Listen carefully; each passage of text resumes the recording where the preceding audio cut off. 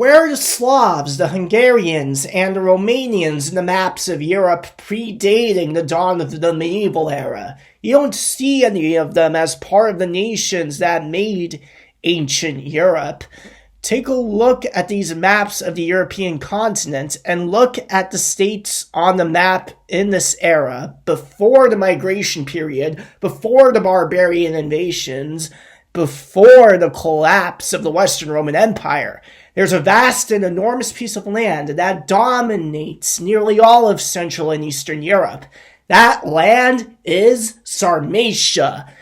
Other people were living in this country as Sarmatian subjects as well, and were even labeled with their ethnicity, including the people we now refer to as Slavs today.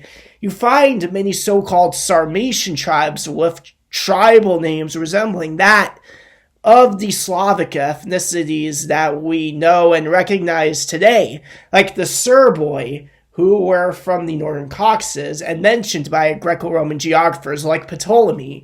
The Sarmatians were an Indo-Iranian-speaking ethnicity of largely Northern European ancestry, who didn't have much ancestry from Iranian farmers, if they had any at all. According to the sequenced genetic samples done by Damgard, one of the most prominent geneticists of our era, the closest living populations to the ancient Sarmatians are the Volga Tatars and the Yagnobes of Tajikistan.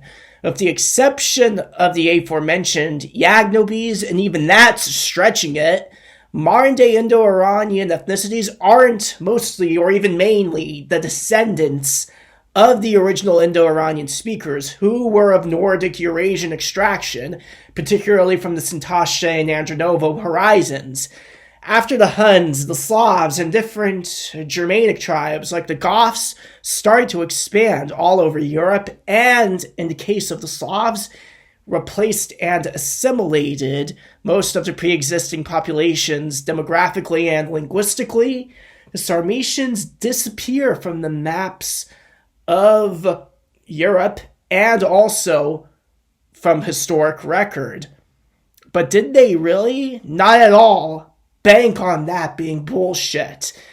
During the period in Western history between the Renaissance and the 18th century, this awareness of the lost and forgotten state of Sarmatia was reawakened by the nobility and rulers, particularly the Polish szlachta, or nobility, from the Polish-Lithuanian Commonwealth, and even earlier than that.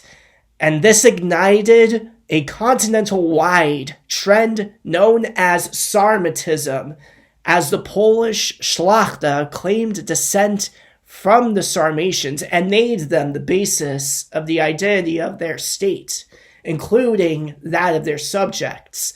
Their true origins were reborn after centuries of darkness, only to be killed off again by the Romantics. But the Slavs, Magyars, and Romanians with a 3-digit IQ still know the truth. And this is where I end my dissertation. Thank you for watching.